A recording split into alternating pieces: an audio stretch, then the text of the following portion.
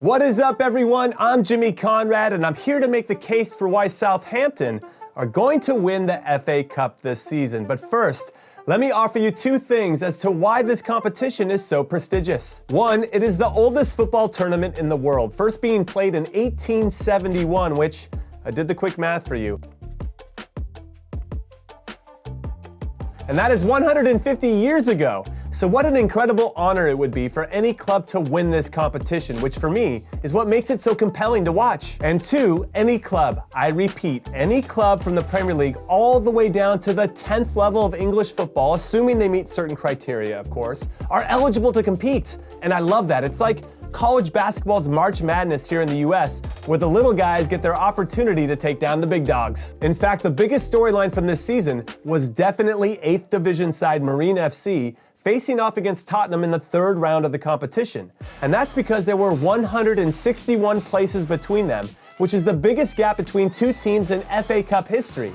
Now, Marine FC ended up losing, sadly, but the fact that an 8th Division team could face a Premier League team in a meaningful game is nothing short of amazing. So after starting back in August with a total of 736 teams vying for one trophy, we are now down to the final four, as Leicester City and Southampton face off in one semi-final, and Chelsea and Manchester City face off in the other. But the reasons why I think Southampton can win it all for the first time since 1976, which is the only FA Cup trophy they've won in their history, are as such. One, they beat the most successful club in FA Cup history, who also just happened to be the defending champions, Arsenal, in the fourth round, 1-0, which means they're destined to win it all, right? That's how it works?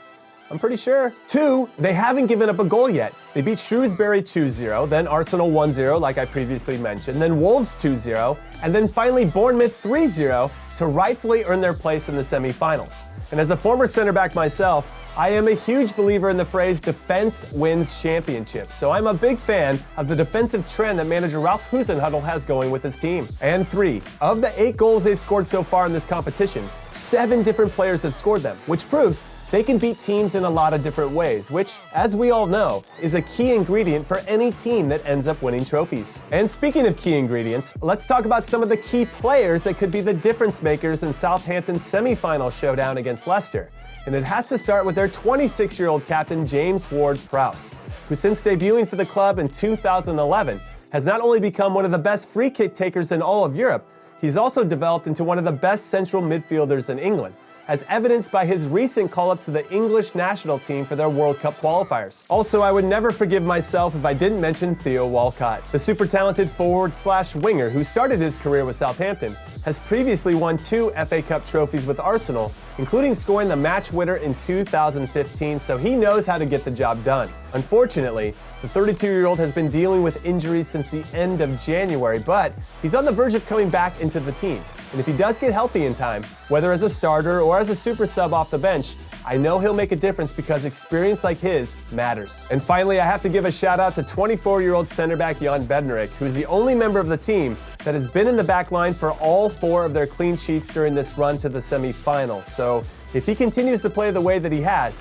and the attacking players that I already mentioned, along with stud strikers Danny Ings and Che Adams combining to score 1 or 2 goals up top, I don't see how they're going to be beat. I really don't. So if you're looking for a team to support during this competition, why not Southampton? They are nicknamed the Saints, so obviously everyone in New Orleans has to support them because their NFL team is named the same exact thing.